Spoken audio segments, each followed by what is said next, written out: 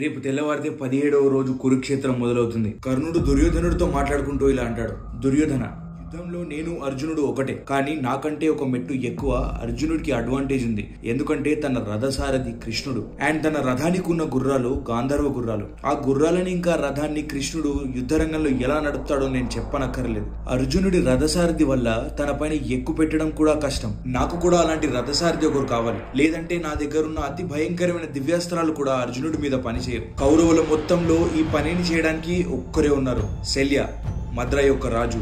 కానీ మద్ర రాజు దానికి ఒప్పుకుంటాడా?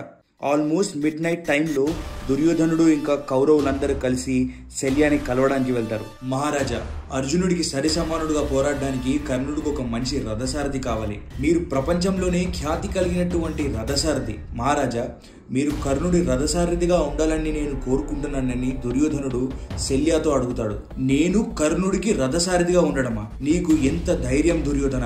నేను ఒక క్షత్రియుణ్ణి, కర్ణుడు ఒక సూతపుత్రుడు. అలాంటి వాడికి నువ్వు నన్ను రథసారథిగా చేయమంటున్నావు. ఇది నా వంశానికి చెడు పేరును తెచ్చిపెడుతుంది. నేను మిమ్మల్ని వేడుకుంటున్నాను. కృష్ణుడు అర్జునుడి రథసారథిగా ఉండడం వల్ల ఏది తప్పు ఏది రైట్ అని తనకి చెప్పి యుద్ధాన్ని చేపించడం వల్ల అర్జునుడు అలాంటి యుద్ధాన్ని చేస్తున్నాడని మాకు అర్థమవుతుంది. కానీ మీరు అర్జునుడు కృష్ణుడు ఇద్దరికి సరి సమానుడు. మీరు కర్ణుడి రథసారథిగా ఉండాలని నేను మిమ్మల్ని వేడుకుంటున్నాను. దుర్యోధనుడి మాటలు విన్నాక కొద్ది నిమిషాల వరకు ఆలోచించి శల్య కర్ణుడితో అంటాడు, కర్ణ, నేను నీ రథాన్ని నడిపిస్తాను, కానీ నాదొక కండిషన్ ఉంది. నేను నీ రథసారథిగా ఉన్నంత వరకు నా మైండ్ లో ఏమనిపించినా నేను నీకు అక్కడక్కడే చెప్పేస్తాను. దానికి నువ్వు నన్ను ఆపలేవు. కర్ణుడు ఇక్కడ షాక్ లో ఉన్నాడు. నిజంగానే శల్య దానికి ఒప్పుకున్నాడా?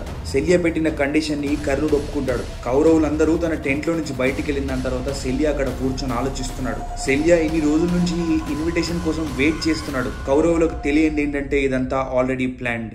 యుధిష్ఠర్ శల్యాన్ని అక్కడ పెట్టాడు కర్ణుడి రథసారథిగా ఉండమని. యుధిష్ఠర్కి ఇచ్చిన మాటను తీర్చుకునే సమయం శల్యకు వచ్చింది. 17వ రోజు కురుక్షేత్రం మొదలైంది. యుద్ధ రంగానికి వెళ్లే ముందు కర్ణుడు ఇంకా దుర్యోధనుడు కలుస్తారు. ఇవాళ జరిగే యుద్ధంలో నేను అర్జునుడిని చంపాలి, లేదా తను నన్ను చంపాలి. ఎలాగ చూసుకున్నా ఇవాళ సూర్యాస్తమం అయ్యేలోపు యుద్ధం అయిపోతుంది. ఇవాళ మా ఇద్దరిలో ఎవరో ఒకరే మిగులుతారు. కర్ణ, నువ్వు ఎలాగైనా ఈ యుద్ధాన్ని గెలుస్తావని నాకు తెలుసు అని తన స్నేహితుడైన దుర్యోధనుడు కర్ణుడికి చెప్పి వాళ్ళిద్దరు యుద్ధానికి బయలుదేరతారు. కానీ వాళ్ళిద్దరికి తెలుసు ఇప్పుడు వీళ్ళిద్దరూ కలిసింది వాళ్ళ లాస్ట్ మీట్ కావచ్చు. మళ్ళీ వాళ్ళు ఎప్పటికీ కలవకపోవచ్చు. కర్ణుడు తన రథాన్ని ఎక్కాడు. శల్య తన రథసారథిగా కూర్చొనున్నాడు. కర్ణుడి రథం తన గురువైన పరశురాముడు తనకిచ్చింది. తన రథం మొత్తం పులి చర్మంతో కవర్ అయి ఉంది. ఆ రథానికి 4 గుర్రాలున్నాయి. ఆ రథం మొత్తం బాణాలు, విల్లులు, గదలతో నిండిపోయి ఉంది. కానీ ఈ రోజు తనకు ఎలాంటి విల్లు అవసరం లేదు. ఎందుకంటే 17వ రోజు కురుక్షేత్రంలో కర్ణుడు తన విజయధనస్సుని తీసుకొస్తాడు. అర్జునుడితో యుద్ధం చేసే రోజు మాత్రమే కర్ణుడు తన విజయధనస్సుని కురుక్షేత్రంలో యూజ్ చేశాడు. యుద్ధ రంగానికి రాగానే శల్య తన పనిని ఆల్రెడీ మొదలెట్టేశాడు. కర్ణ, అదిగో భీముడు, అర్జునుడు నీ వైపుగా వస్తున్నారు. నీ రథాన్ని వేరే దిక్కుగా తీసుకెళ్ళమంటావా? వాళ్ళ ముందుకు గనక వెళ్ళావంటే నువ్వు చస్తావు. ఇవాళ వాళ్ళిద్దరిని నేనే చంపేస్తాను. మళ్ళీ అవే మాటలు. ఎన్నిసార్లు నీకు చెప్పాలి కర్ణ? నువ్వు మాట్లాడతావు కానీ ఆ పనిని చేయవు. భీష్ముడు, ద్రోణుడు కూడా అదే మాటలు అనేవారు నిన్ను. నువ్వు ఉట్టి మాటలకే తప్ప చేతలకు పనికిరావు. నన్ను అడిగితే ఈ యుద్ధ రంగంలో నుంచి నువ్వు పారిపోకర్నా. నీ ప్రాణాలైనా నీకు మిగులుతాయి. నీకు గుర్తుందా, నీ అతి ప్రియమైన స్నేహితుడైన దుర్యోధనుణ్ణి గాంధర్వులకు వదిలేసి నువ్వు ఎలా పారిపోయావో? అప్పుడు కౌరవులందరూ అర్జునుడి దగ్గరికి వెళ్ళారు. అర్జునుడు దుర్యోధనుడిని కాపాడాడు, నువ్వు కాదు.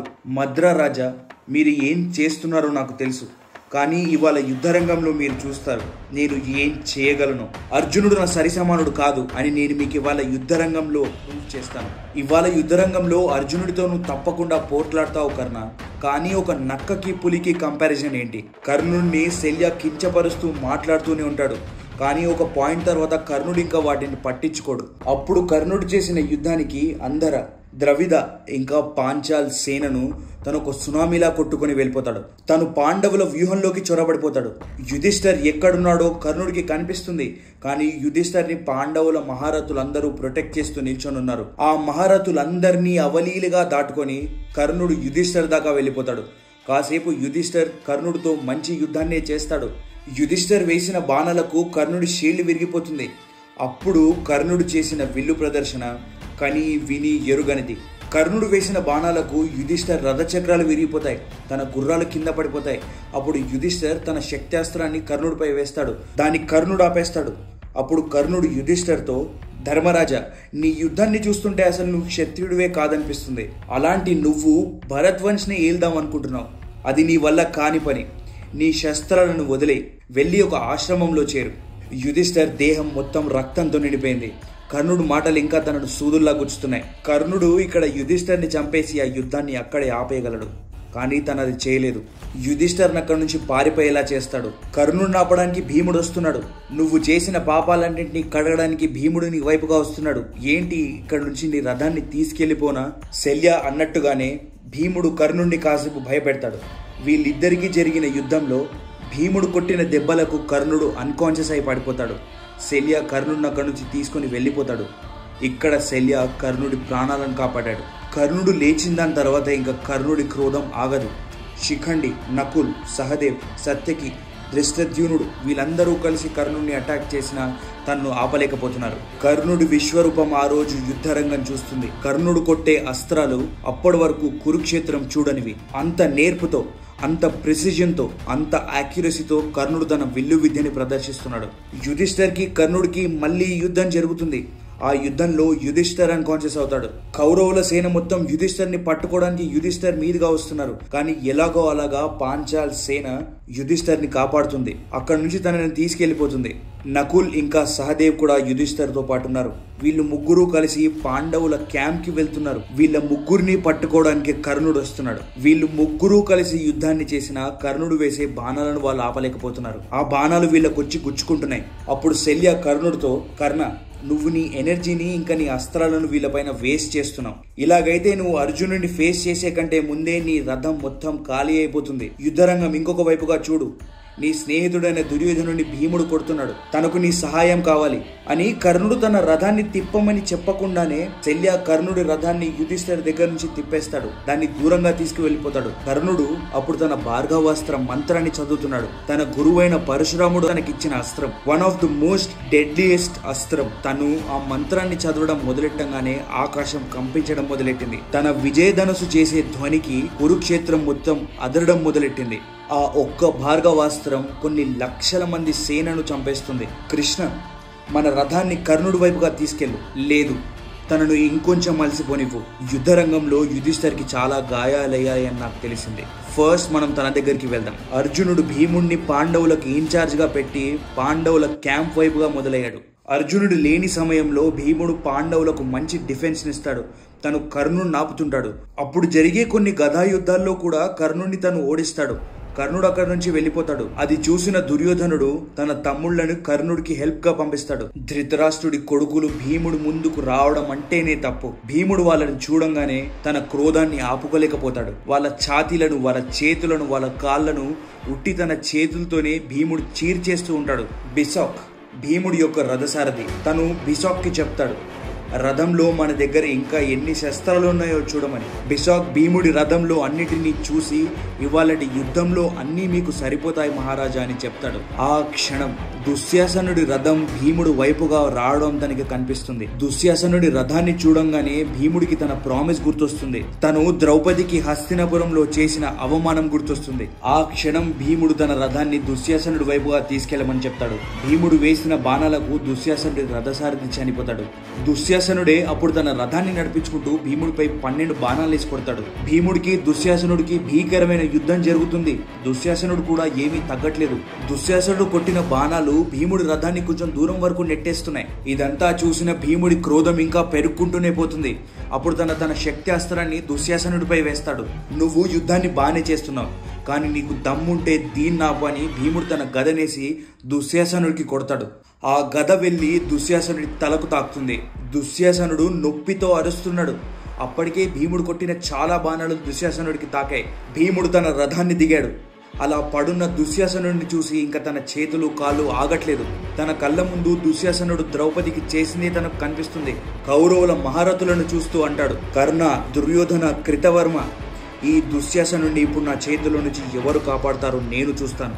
మీకు చేతనైతే ఇప్పుడు నేను చేసేది ఆపగలగండి. దుశ్శాసనుడు ఇంకా బ్రతికే ఉన్నాడు. దుశ్శాసనుడి మీద భీముడు కూర్చొని తన ఛాతీని తన గోర్లతో చీల్చడం మొదలెడతాడు. దుశ్శాసనుడి ఛాతీ చీరిపోయింది. అందులో నుంచి రక్తం చిల్లుతుంది. భీముడి ముఖంపై చిమ్ముతుంది.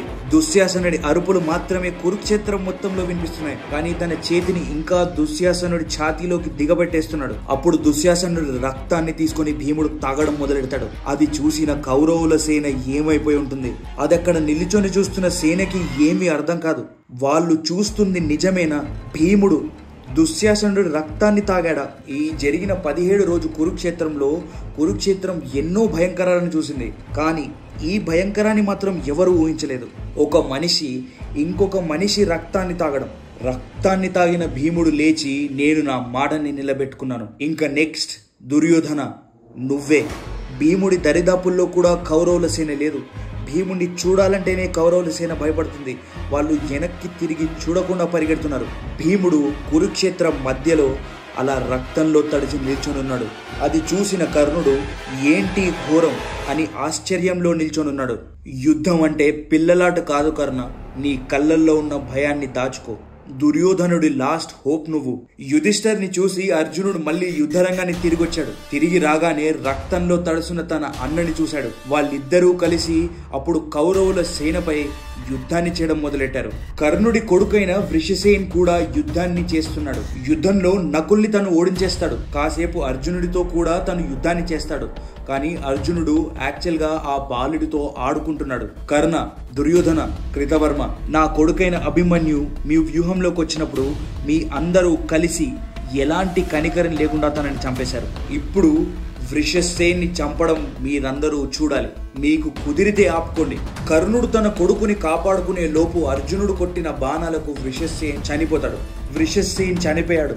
కర్ణుడు ఆ బాధలో ఉన్నాడు. కానీ అర్జునుడు మాత్రం కౌరవులపై ఎలాంటి కనికరాన్ని చూపించట్లేదు. అప్పుడు అశ్వత్థామ దుర్యోధనుడితో అంటాడు, మిత్రమా, ఈ యుద్ధాన్ని ఇంకా ఆపే, ఇది చాలు. ఆల్మోస్ట్ మన మహారథులందరూ చనిపోయారు. ఇది గనక ఇలాగే కొనసాగిందంటే కాసేపట్లో మనం కూడా చనిపోతాం. పాండవులకు నేను లొంగడమా? ఇందాకే చూసావుగా నా తమ్ముడైన దుశ్శాసనుడి రక్తాన్ని ఆ రాక్షసుడు ఎలా తాగాడో.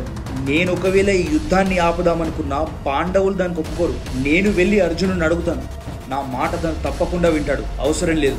తన కొడుకు చనిపోయాడన్న బాధలో కర్ణుడున్నాడు. ఇప్పుడు అర్జునుడిని కర్ణుడి దగ్గర నుంచి ఎవరూ కాపాడలేరు. ఆయన యుద్ధం